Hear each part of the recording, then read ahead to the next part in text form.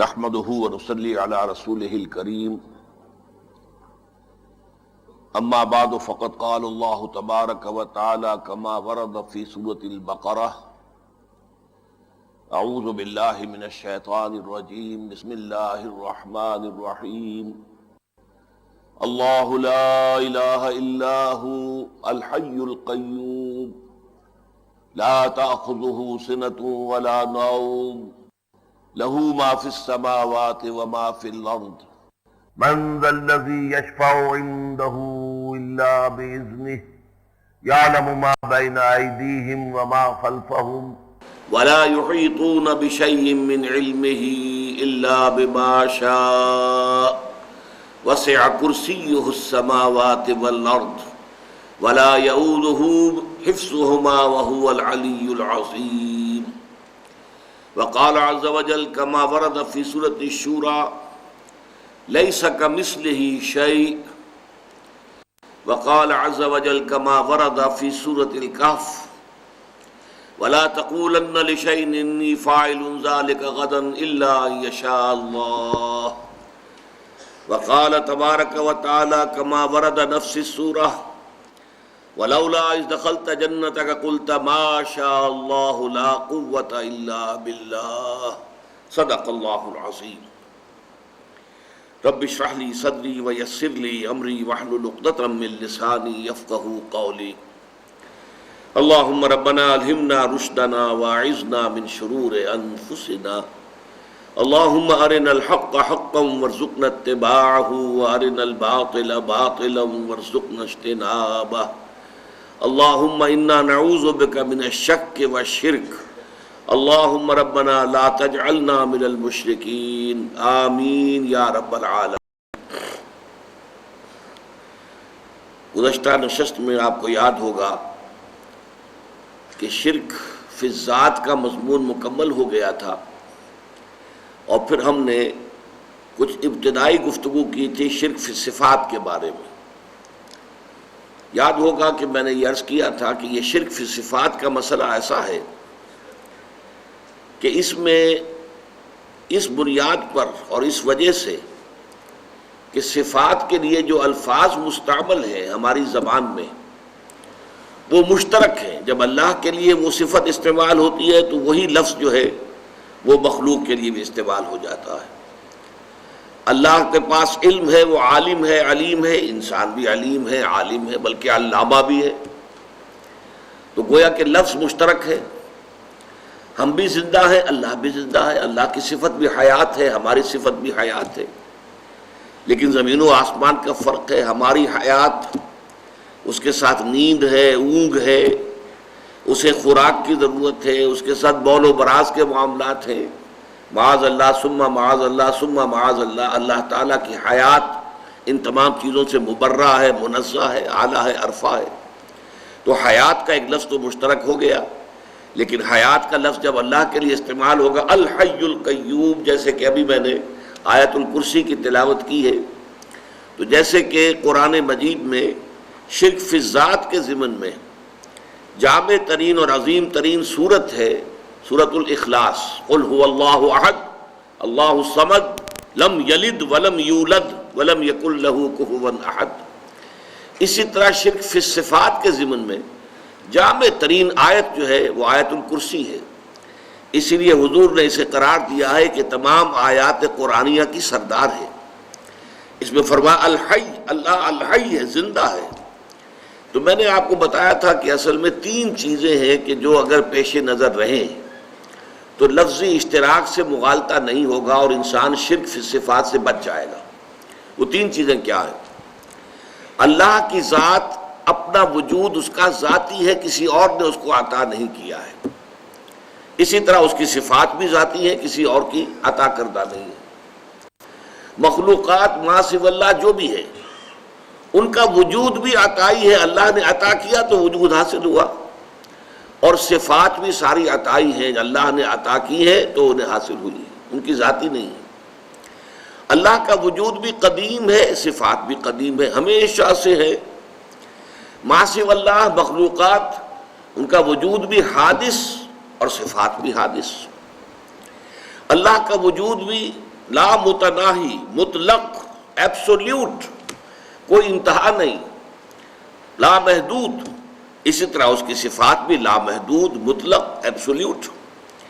ما سوی اللہ کوئی بھی ہو، کسے باشد، جملہ مخلوقات، ان کا جو وجود ہے وہ بھی محدود ہے، لمیٹڈ ہے، اور اسی طریقے سے صفات بھی محدود ہے.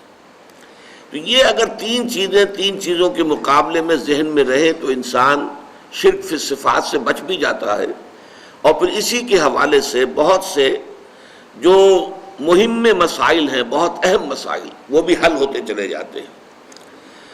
عام طور پر اللہ تعالیٰ کی ویسے تو صفات آپ کو معلوم ہے، تمام صفاتی نام 99 ہے، صفات سے ہی ہے، لیکن یہ ہے کہ ان میں سے 6 کو مانا گیا ہے کہ یہ بڑی بنیادی صفات ہے.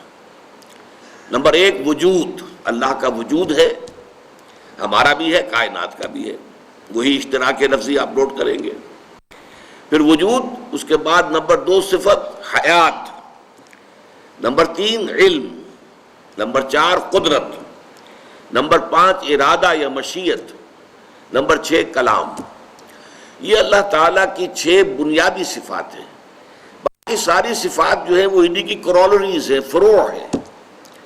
جیسے اللہ علیم ہے، سمیع ہے، بصیر ہے، خبیر ہے. اب یہ ساری کیا ہے؟ اسی علیم ہی کی در حقیقت کیفیات ہیں. سننے والا، جاننے والا، دیکھنے والا اور باخبر، تو یہ سب علیم کے اندر آ گیا. اسی طریقے سے وہ قدیر ہے، قادر ہے، وہی رافع ہے، وہی خافض ہے، وہی باسط ہے، وہی ہے در حقیقت محیی، زندہ کرنے والا، وہی ہے ممیت، موت طاری کرنے والا. اس اعتبار سے تمام جو اس کی قدرت کے مختلف پہلو ہیں وہ آپ کو اسماء میں نظر آ جائیں گے. تو یہ جو 6 صفات ہیں اللہ تعالیٰ کی کہ جو بنیادی ہیں، اب ان کے حوالے سے ہم نے ایک مسئلہ کسی قدر حل کر لیا تھا.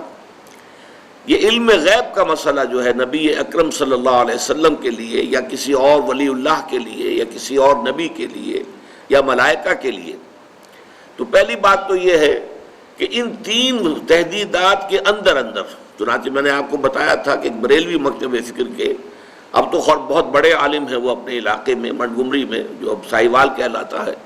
میں یہ بات کر رہا ہوں آج سے کوئی 40 سال پہلے کی، کہ میں نے ان سے گفتگو کی تھی. تو انہوں نے کہا کہ حضور کے علم کے بارے میں ہم 3 باتیں مانتے ہیں. اپنی انہوں نے کتابیں لا کے حوالے دیے کہ دیکھیے لکھا ہوا یہاں پر یہ ساری چیزیں، میں صرف آپ سے کہہ نہیں رہا بلکہ ہمارے ہاں جو مستند عقائد ہیں ان میں لکھا ہوا ہے. حضور کا علم ذاتی نہیں ہے، عطائی ہے. حضور کا علم قدیم نہیں ہے، حادث ہے. حضور کا علم کل نہیں ہے، تمام نہیں ہے، غیر محدود نہیں ہے، محدود ہے. میں نے کہا اگر آپ یہ 3 باتیں مانتے ہیں تو میرا جھگڑا تو آپ سے ختم ہو گیا. باقی ایک لفظی بحث باقی رہ جاتی ہے. غیب کی ایک ڈیفینیشن یہ کر لی گئی ہے کہ غیب کا علم وہ ہے جو از خود حاصل ہو جائے. تو از خود تو کسی مخلوق کو کوئی علم حاصل نہیں ہوتا. فرشتوں کا قول قرآن مجید میں موجود ہے، میں پچھلی مرتبہ آپ کو سنا بھی چکا ہوں. جب ان سے کہا گیا کہ اچھا اب نام بتاؤ جو آدم نے بتائے ہیں تم بتاؤ، انہوں نے کیا کہا؟ سبحانک لا علم لنا الا ما علمتنا، تو پاک ہے اور ہمیں تو کوئی علم حاصل نہیں ہے سوائے اس کے جو تو نے ہمیں سکھایا ہے. ظاہر بات ہے کہ ہمارا علم کل کا کل عطائی ہے، تیرا عطا کردہ ہے. ابھی آیت الکرسی کی جو میں نے تلاوت کی، اب اس میں دیکھیے کہ مخلوقات کا علم اور اللہ کے علم کو مقابلے میں لائے ہیں. قرآن مجید فلسفیانہ اصطلاحات اور علم کلام کی اصطلاحات میں بات نہیں کرتا، بات اپنی کر دیتا ہے واضح لیکن سادہ الفاظ میں. فرمایا یعلم ما بین ایدیہم وما خلفہم، اللہ تعالیٰ تو جانتا ہے جو بھی کچھ تمام مخلوقات کے سامنے ہے اور جو کچھ ان کے پیچھے ہے. جو ان کے لیے غیب ہے وہ بھی جانتا ہے، جو ان کے لیے حاضر اور شاہد ہے وہ بھی جانتا ہے. وَلَا يُحِيطُونَ بِشَيْءٍ مِّنْ عِلْمِهِ إِلَّا بِمَا شَاءَ، لیکن جملہ مخلوقات اللہ تعالیٰ کے علم میں سے کسی بھی شے کا احاطہ نہیں کر سکتی سوائے اس کے جو اللہ خود چاہے. یہ ہے در حقیقت وہ باریک فرق. اگر یہ سامنے رہے تو ظاہر بات ہے کہ یہ تو اپنی ایک موٹی سی بات ہے کہ اگر علم میں اور حضور کے علم میں کوئی فرق نہ ہو تو پھر نبوت چے معنی دارت، نبوت کے معنی کیا ہوئے؟ پھر یقیناً حضور کو غیب کا علم دیا گیا، وہی مانا کہ آنے والی خبریں حضور نے دی ہیں۔ یہ تمام جو احادیث کی کتابوں میں کتاب الملاحم اور کتاب الفتن یہ ساری پڑھیے، یہ خبریں دے رہے ہیں حضور آنے والے دور کی، مستقبل کی خبریں۔ مستقبل غیب ہوتا ہے، مستقبل جو ہے وہ شہادہ میں تو نہیں ہے، حاضر میں تو نہیں ہے، غیب ہے۔ اور ظاہر بات ہے کہ حضور نے فرشتوں کو دیکھا، حضور نے جنت کو دیکھا، حضور نے دوزخ کو دیکھا، یہ ساری چیزیں ہمارے لیے غیب ہیں۔ تو لا یظہر علی غیبہ الا من ارتضی من رسول، اللہ تعالیٰ اپنے غیب پر مطلع نہیں فرماتا سوائے اپنے رسولوں میں سے جس کو چاہے۔ جس کو چاہے جتنا علم جو ہے غیب کا عطا کرتے، یہ اللہ تعالیٰ کا اختیار مطلق ہے، لیکن ظاہر بات ہے کہ اپنے اختیار سے تو کسی بھی مخلوق کے پاس کوئی ایک شمع برابر بھی علم نہیں ہے، جو بھی علم ہے وہ اللہ تعالیٰ کا عطا کردہ ہے۔ اچھا اب اسی میں آگے چلیے، ایک مسئلہ ہمارے ہاں وحدت الوجود وحدت الشہود کا ہے، اگرچہ یہ مسئلہ خالص فلسفیانہ ہے، اسے دین کا اور عقائد کا مسئلہ نہیں سمجھنا چاہیے، لیکن یہ ہے کہ وجود جو ہے مشترک ہے، اللہ کا وجود ہے، ہمارا بھی وجود ہے۔ تو جس طریقے سے ہم علم کے مقابلے میں کہیں گے کہ اللہ کے علم کے مقابلے میں مخلوق کا علم نہ ہونے کے برابر ہے، محدود ہے، عطائی ہے، اس کا دیا ہوا ہے، حادث ہے، تو نہ ہونے کے برابر۔ چنانچہ آپ میں سے بہت سے حضرات کو یاد ہوگی دعائے استخارہ، جو اس کے بارے میں آتا ہے، صحابہ کرام بتاتے ہیں کہ ہمیں اس طرح حضور نے یہ دعا تلقین فرمائی اور یاد کرائی جیسے کہ قرآن مجید ہمیں پڑھایا اور یاد کرایا۔ اللہم انی استخیرک بعلمک واستقدرک بقدرتک واسألک من فضلک العظیم فإنک تقدر ولا اقدر وتعلم ولا اعلم وانت علام الغیوب۔ اے اللہ تجھے قدرت حاصل ہے، مجھے کوئی قدرت حاصل نہیں، تجھے علم حاصل ہے، مجھے کوئی علم حاصل نہیں۔ ظاہر بات ہے کہ اس کے یہ معنی تو نہیں ہے کہ کوئی علم حاصل نہیں، نفی مطلق کیسے ہو جائے گی؟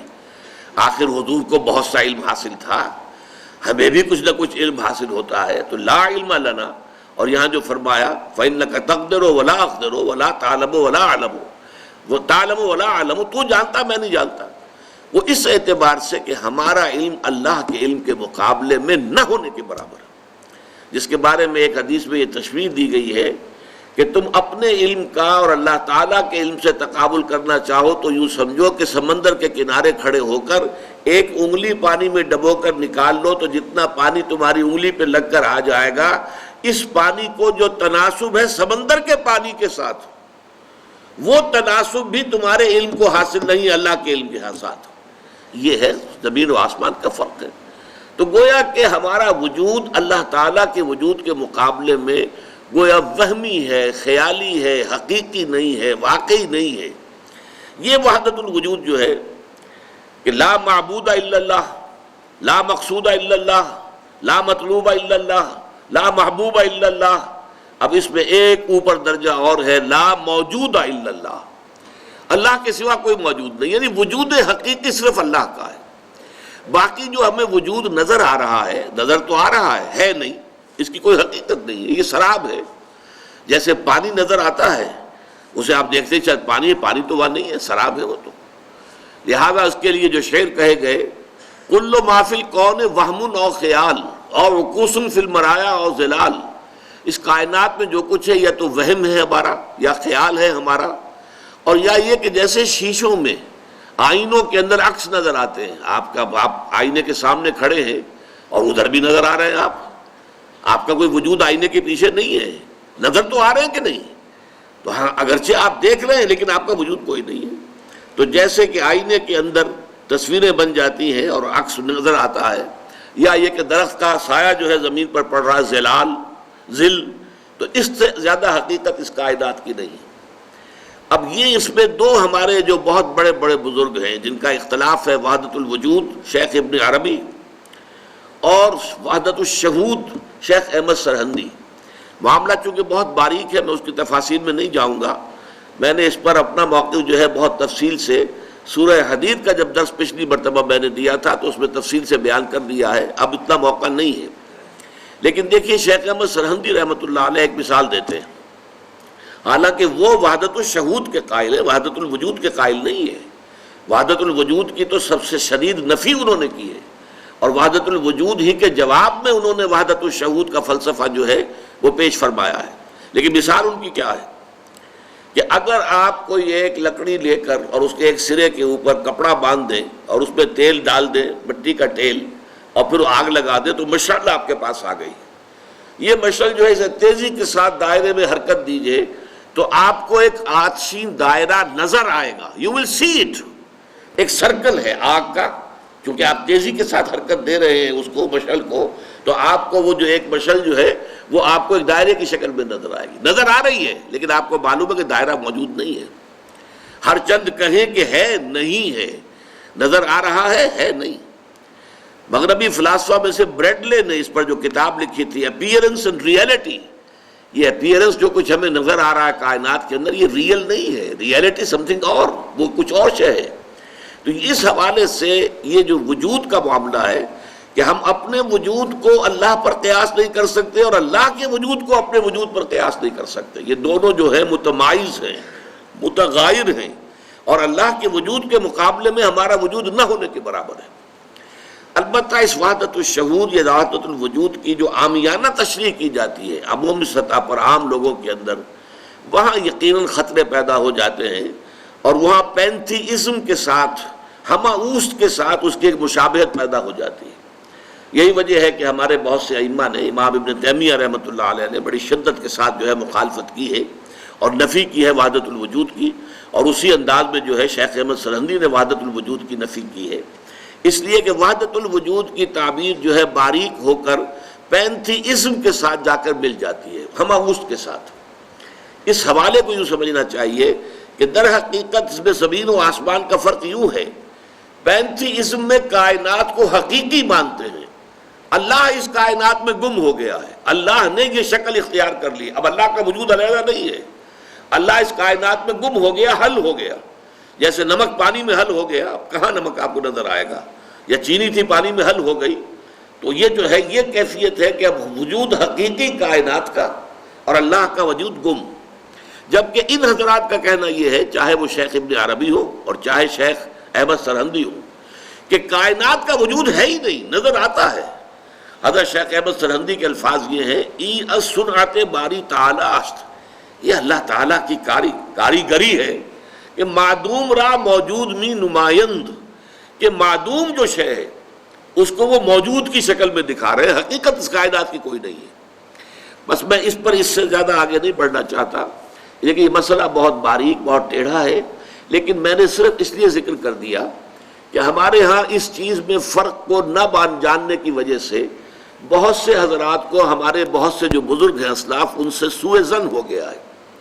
نوٹ یہ کرنا چاہیے، پینتھیزم اور ہے، پینتھیزم ہمہ اوست، کہ اللہ ہی نے اس کائنات کی شکل اختیار کر لی ہے، کائنات حقیقی ہے، اللہ کا وجود اس میں غائب ہو گیا ہے۔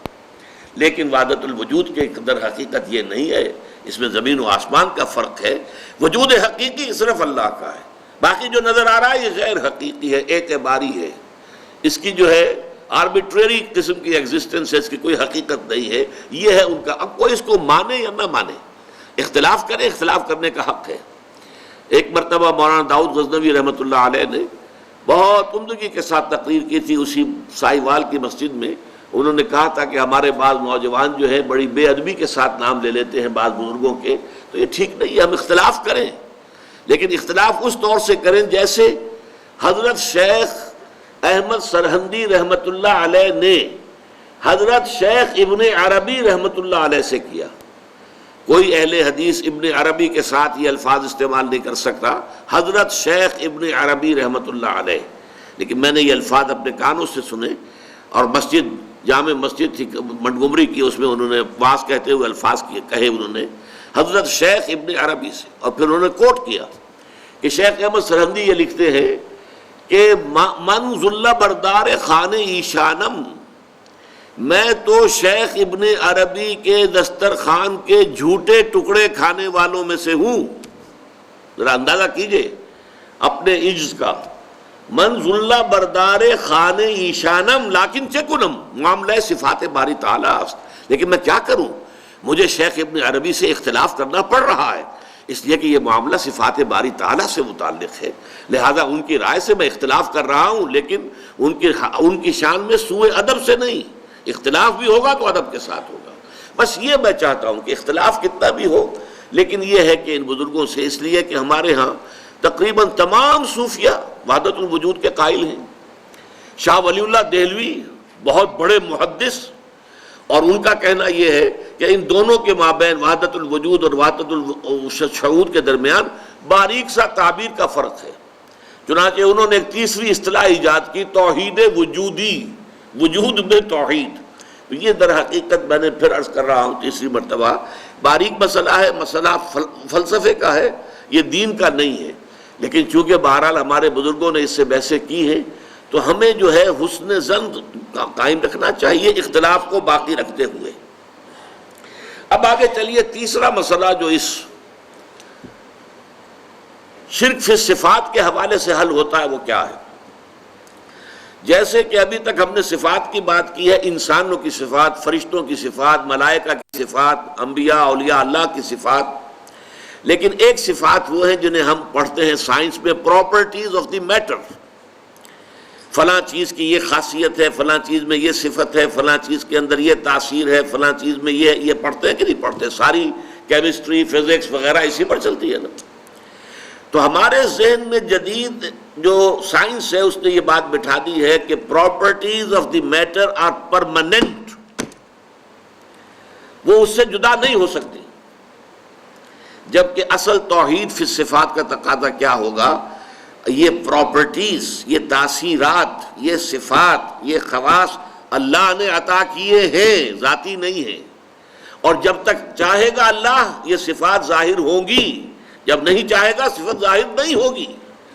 یہ ہے در حقیقت یہ توحید فی صفات کا تقاضا کہ میٹیریلزم جو ہے ایک فلسفے کی حیثیت سے، ایک ایٹیٹیوڈ آف مائنڈ کی حیثیت سے، میٹیریلزم سے انسان جو ہے نجات حاصل کرے۔ اب مثال کے طور پر اس کا کتنا بڑا جو ہے ہمارے بڑے بڑے جو ہے شخصیتیں اس کا شکار ہو گئی۔ سر سید احمد خان شکار ہوئے جنہوں نے کہ معجزات کا انکار کر دیا۔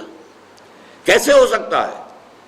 پانی کی یہ پراپرٹی ہے، واٹر کیپس اٹس سرفیس، پانی اپنی سطح برقرار رکھتا ہے۔ کیسے ہو سکتا ہے کہ ایک عصا پڑے پانی کے اوپر سمندر پر، سمندر پھٹ جائے؟ انہونی بات ہے، نہیں ہو سکتی۔ یہ سر سید احمد خان کا موقف ہے۔ انہوں نے کہا یہ ہواؤں کا معاملہ تھا، ایک دفعہ بڑی تیز ہوا چلی، وہ سمندر کو ایک طرف لے گئی، پھر بعد میں وہ ہوا بند ہو گئی، سمندر واپس آ گیا۔ لیکن قرآن مجید یہ کہتا ہے فَانْفَلَقَ الْبَحْرُ فَكَانَ كُلُّ فِرْقٍ كَالطَّوْدِ الْعَظِيمِ، سمندر پھٹ گیا اور اس کا ہر حصہ جو ہے ایک چٹان کے مانند کھڑا ہو گیا۔ الفاظ یہ ہیں، لیکن کیا ہے ذہن کے اوپر وہ نیوٹونین دور جو تھا، Newtonian physics, properties of the metre, laws of nature, laws of motion, یہ تو بالکل اٹل ہے، وہی سے زیادہ مضبوط ہے، ان میں کسی کمی بیشی کا امکان نہیں۔ آگ کی صفت ہے، آگ کی پراپرٹی ہے، وہ جلا دیتی ہے۔ کیسے ممکن ہے کہ حضرت ابراہیم علیہ السلام کو آگ میں ڈالا گیا ہو اور وہ جلے نہ ہو؟ نہیں ہو سکتا۔ یہ سارا معجزات، اسی کو نیچریت کہتے تھے ایک زمانے میں، جب سر سید کا یہ فکر جو ہے عام ہونا شروع ہوا، اور اس نے پھر اور بہت انڈے بچے دیے ہیں بہت سے لوگوں میں۔ قادیانیوں نے بھی یہ چیزیں جو ہے سر سید سے اخذ کی ہیں، اور اسی طریقے سے ہمارے ہاں کے منکرین حدیث جو ہیں، غلام احمد پرویز ہوں یا کوئی اور ہوں، ان سب کے بابا آدم سر سید احمد خان تھے۔ یہ نوٹ کر لیجئے کہ سر سید احمد خان مرحوم، ان کی شخصیت کے دو پہلو تھے۔ ایک پہلو بہت عمدہ تھا، مسلمانوں کے ہمدرد، بہی خواہ، مسلمانوں کے لیے ان کے خیر خواہ، ان کے لیے بہتری سوچنے والے۔ ہندوستان میں مسلمانوں کا کیا معاملہ ہو جائے گا اگر انہوں نے جدید تعلیم حاصل نہ کی، اگر وہ بالکل جو ہے آئیں گے نہیں، نہ ملازمتیں ملیں گی، وہ تو صرف سکے رہ جائیں گے یا کسائی بن کر رہ جائیں گے، اور تو کچھ کام ان کا ہوگا نہیں۔ تو وہ ایک محب قوم کی حیثیت سے ان کا معاملہ جو ہے وہ علیحدہ ہے، اس اعتبار سے وہ ہمارے بہت محترم ہے اور بہت ہی قابل عزت انسان ہے۔ لیکن وہ جو متکلم اور مفسر بن کر بیٹھ گئے، اس کے اعتبار سے ان سے بہت بڑی بڑی غلطیاں ہوئی ہیں۔ جنات کا انہوں نے انکار کر دیا، وہ تو چونکہ انویزیبل ہے، نظر نہیں آتے جنات، نے جن سے مراد در حقیقت یہ جو کہہ دیا ہے کہ جن آگ سے پیدا کیے گئے، یہ استعارہ ہے، محاورہ ہے۔ آپ کسی شخص کو کہتے ہیں کہ وہ غصے میں آگ بگولا ہو گیا، تو وہ آگ تو نہیں ہو جاتا، انسان ہی رہتا ہے، لیکن مشتعل مزاج انسان کو جن کہہ دیا گیا، جو کہ غصے میں ایک دم آ جائے، ایک دم بھڑک اٹھے، جیسے آگ بھڑک اٹھتی ہے ایسے وہ جنات۔ اب یہ ان کی تعویل ہے۔ فرشتوں کا انکار کر دیا، کیونکہ فرشتے نظر نہیں آتے، فرشتے نہیں ہیں، یہ سب فورسز آف دی نیچر ہے، اس کے سوا کچھ نہیں ہے۔ فورسز آف دی گریوٹی ایک فورس آف دی نیچر ہے، اس کو ایک فرشتہ قرار دے دیا گیا۔ یہ ساری چیزیں کہاں سے پیدا ہوئی ہیں؟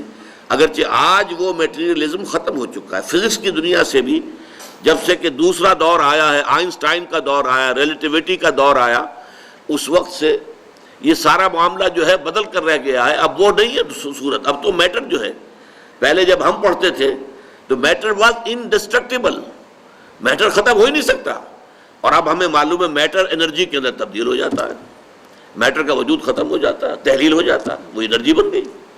پہلے یہ انرجی اور میٹر یہ علیحدہ کیٹیگریز تھیں سائنس کی، آج یہ ایک ہی ہے، انٹر کنورٹیبل ہے۔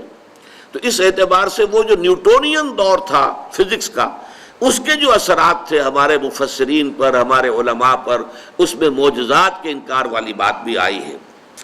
اسی مادے کی صلاحیتوں پر اعتماد اور توکل کرنا سے مادہ پرستی، عملی شرک کی ایک خفی شرک کی شکل پیدا ہوتی ہے کہ ہمارا جو ہے اپنی ذہانت، اپنی فطانت، اپنے علم اور ان چیزوں پر اور مادی اسباب و وسائل کے اوپر اعتماد اور زوم ہو جانا، یہ کام میں کل ضرور کر دوں گا، کیوں؟ مجھے معلوم ہے میرے پاس سارے وسائل اور ذرائع موجود ہیں، کل صبح مجھے ضرور جانا ہے، مجھے اسلام آباد جانا ہے، اور ظاہر بات ہے کہ میں نے ساری تیاری کر لی ہے، گاڑی کی جو ہے وہ سروس کروا لی ہے، اس میں پیٹرول کا جو ٹینک ہے وہ فل کرا لیا ہے، سب کچھ ہو گیا ہے، تو اب کوئی رکاوٹ نہیں ہے، صبح اٹھوں گا چل دوں گا، کیونکہ مادے پر پورا اعتماد ہے، مادی وسائل و اسباب پر پورا اعتماد ہے، پورا توکل ہے کہ یہ ساری چیزیں جو ہے موجود ہیں، تو ظاہر بات ہے کہ پھر میرے جانے میں کیا رکاوٹ آئے گی۔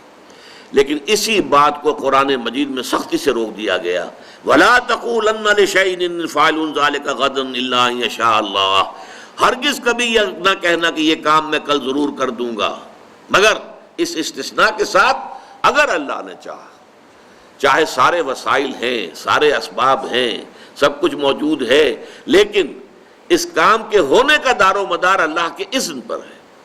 اسی لیے لا قوت الا باللہ، اسی سورہ کہف کے اندر جہاں یہ آیت آئی ہے وَلَا تَقُولَنَّ لِشَيْءٍ إِنِّي فَاعِلٌ ذَلِكَ غَدًا إِلَّا أَن يَشَاءَ اللَّهُ، وہیں پر یہ بھی آیا ہے، دو اشخاص کا جو ہے وہاں پر مکالمہ آیا ہے 5ویں رکوع میں، ان میں سے ایک مال مست تھا، ایک خدا مست تھا، خدا مست درویش اور ایک مال مست سرمایہ دار، ان دونوں کا مکالمہ آیا، تفصیل میں جانے کا موقع نہیں ہے۔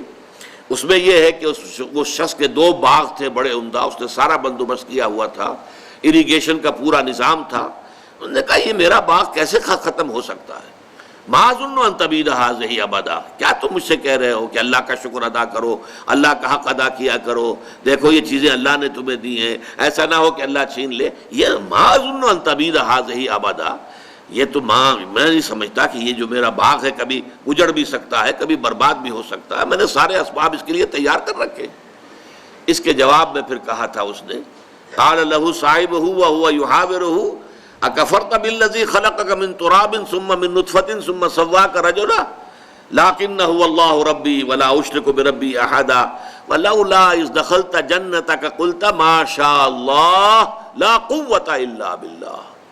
کیوں نہ ایسا ہوا کہ تم اپنے باغ میں جب داخل ہوئے، تمہیں باغ کا منظر بڑا اچھا لگا، بہت عمدہ لگا، باغ جو ہے پھلوں سے لدا ہوا ہے، درخت جو ہے پھلوں سے لدے ہوئے ہیں، باغ میں بہار ہے، تو تم کہتے ماشاء اللہ، یہ سب کچھ اللہ کی مشیت سے ہے، اللہ کی قدرت سے ہے، اللہ کے کرم سے ہے، اللہ کے فضل سے ہے، اللہ کی دین سے ہے، لا قوت باللہ الا باللہ، اللہ کے بغیر کوئی طاقت نہیں، کسی شے میں کوئی تاثیر نہیں۔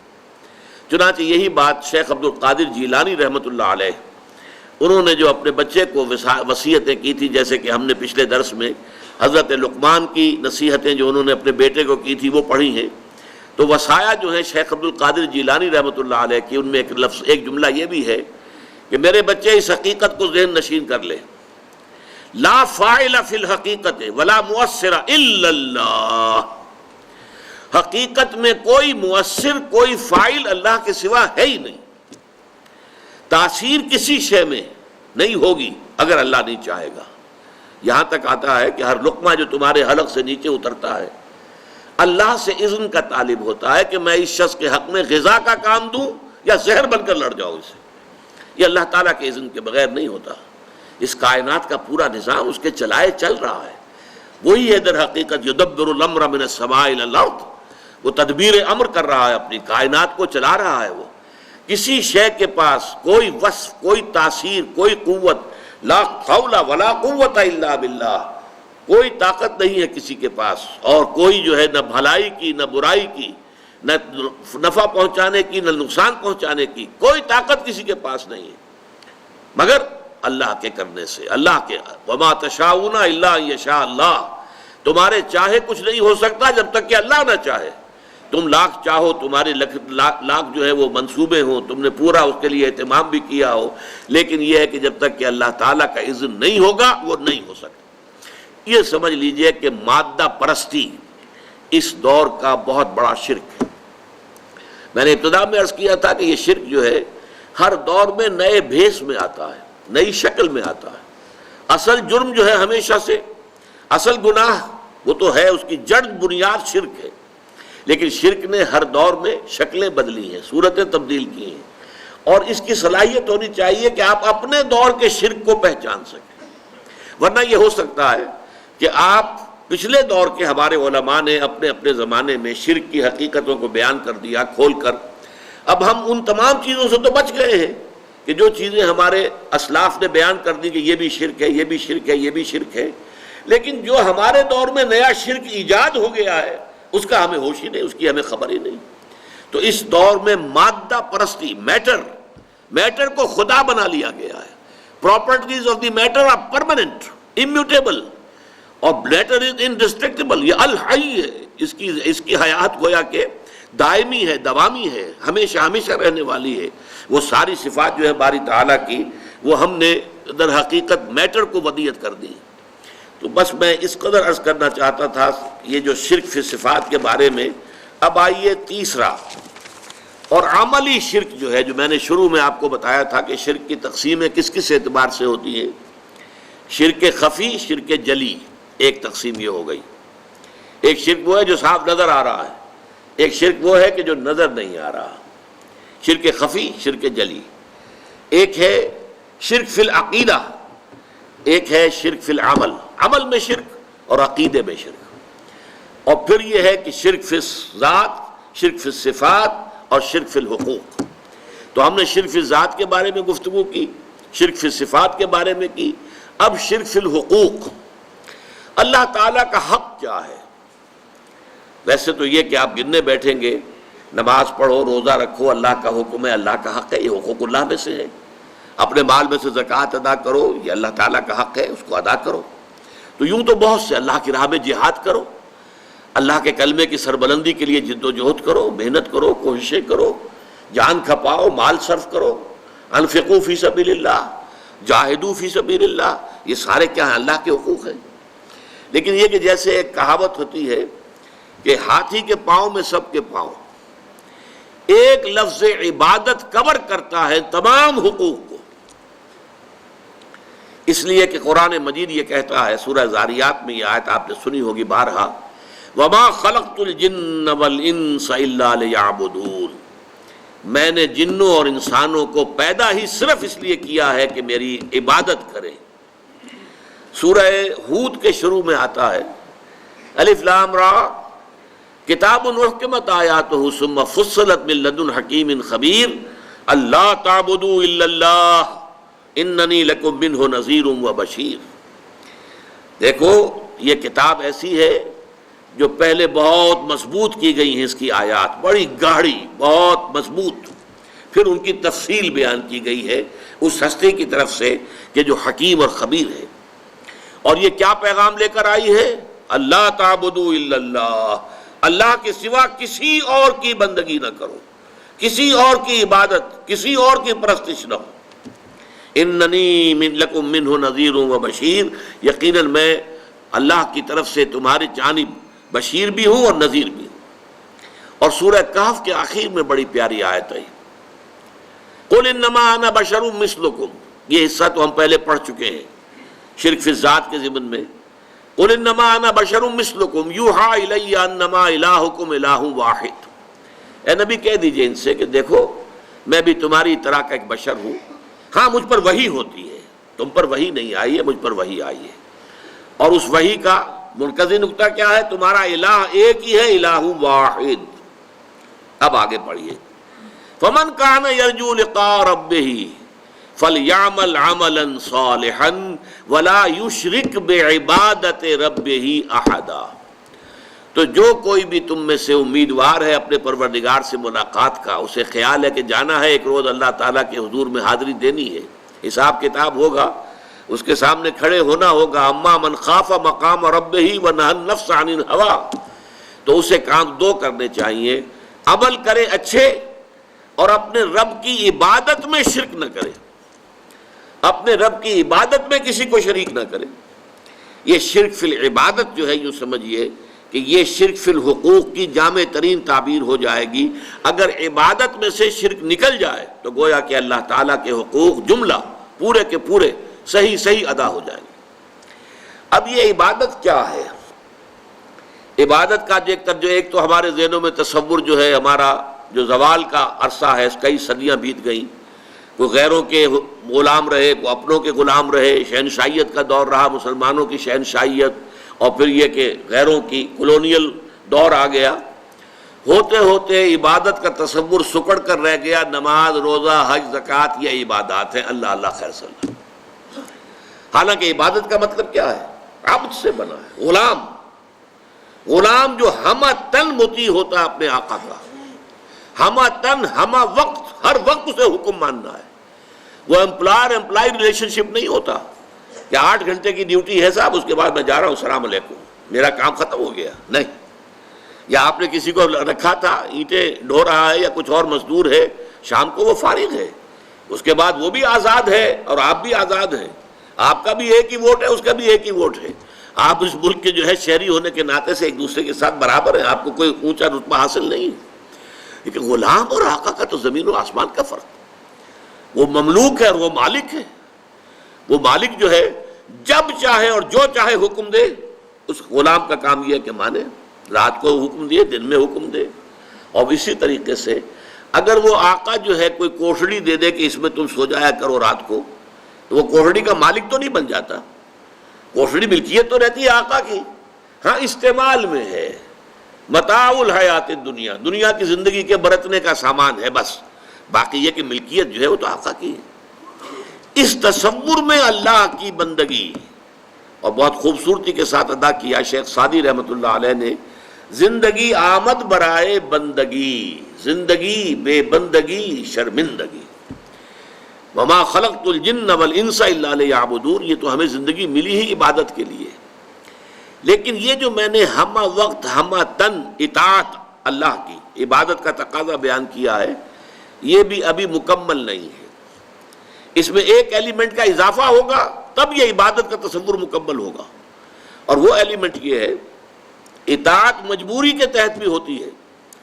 ہم انگریزوں کی اطاعت کرتے تھے، مجبور تھے، کیا کریں، انہوں نے ہمیں فتح کر لیا، بزور شمشیر فتح کیا ہندوستان کو، اب ہم مجبور ہیں اس کا حکم ماننے کے اوپر. تو جبری جو اطاعت ہے وہ عبادت نہیں کہلائے گی.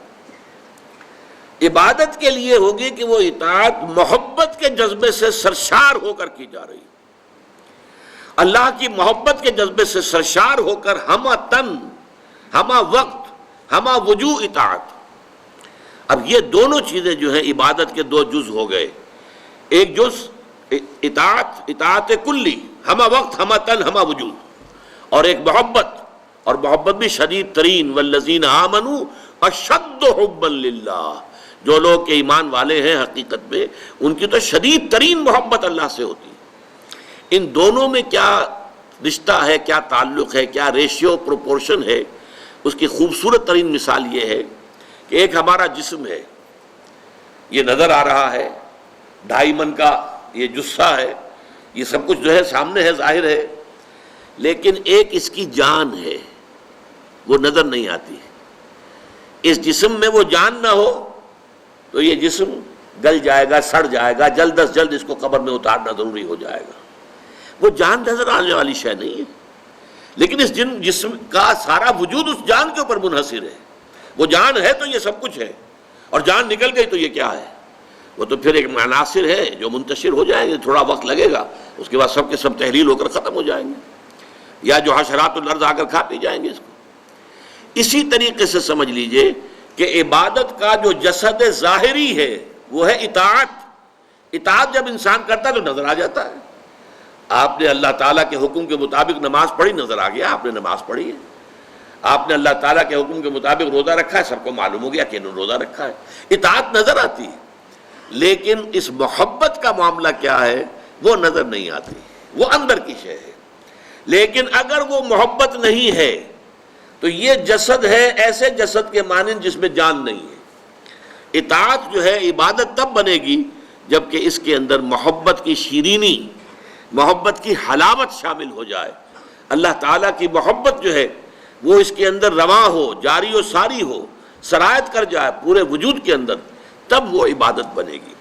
اس کو بہت خوبصورتی کے ساتھ امام ابن تیمیہ کے شاگرد رشید حافظ ابن قیم نے بیان کیا ہے کہ العبادت تجمع اصلین. عبادت دو چیزوں کو، دو بنیادی چیزوں کو جمع کرنے سے وجود میں آتی ہے. وہ دو چیزیں کیا ہیں؟ غایت الحب مع غایت الذل والخضوع. حد درجے کی محبت اللہ کے ساتھ، حد درجے کی محبت، اور حد درجے میں اللہ کے سامنے اپنے آپ کو جھکا دینا، بچھا دینا، اپنے عجز اور تذلل، عاجزی، اطاعت گزاری، اطاعت شعاری، اس میں بھی انتہا کو پہنچ جانا. یہ دو چیزیں جب جمع ہوتی ہیں، العبادت تجمع اصلین، غایت الحب مع غایت الذل والخضوع، تب جا کر عبادت مکمل ہوتی ہے. تو ہمیں توحید فی العبادت سمجھنی ہے، اور بڑا اہم موضوع ہے عبادت میں توحید کے معنی کیا ہے، اور اسی سے بات واضح ہو جائے گی کہ شرک فی الاطاعت، فی عبادت کیا ہے. لیکن ابھی تین پہلو اور عبادت کے نوٹ کر لیجئے تاکہ آپ کے پاس ہو کہ 5 اعتبارات سے ہمیں توحید فی العبادت یا شرک فی العبادت کو سمجھنا ہے. پہلی بات یہ کہ توحید فی الاطاعت ورسس شرک فی الاطاعت. ایک طرف توحید فی الاطاعت کیا ہے، اس کے تقاضے کیا ہیں، اور برعکس اس کے شرک فی الاطاعت کیا ہے. توحید فی المحبت، اس کا تقاضا کیا ہے، شرک فی المحبت، اس کا تقاضا کیا ہے، اس کا مفہوم کیا ہے. اس کے علاوہ کچھ مراسم عبودیت ہوتے ہیں، اللہ کے سامنے اپنی عاجزی کا اظہار، ہاتھ باندھ کر کھڑا ہو جانا، رکوع کرنا، سجدہ کرنا، جیسے سورج سجدہ کیا جاتا ہے، درختوں کو، بتوں کو. یہ سب کیا ہے؟ یہ اپنے اظہار عجز و تذلل جو ہے وہ اس ہستی کے سامنے کہ جس کو وہ معبود سمجھ رہے ہیں. تو یہ گویا کہ مراسم عبودیت کہلائیں گے. اور نمبر 4 دعا کے بارے میں کہا گیا ہے الدعاء مخ العبادہ، الدعاء هو العبادہ. اب اس میں ہمیں دیکھنا ہوگا کہ توحید فی الدعاء سے مراد کیا ہے اور شرک فی الدعاء کیا ہے.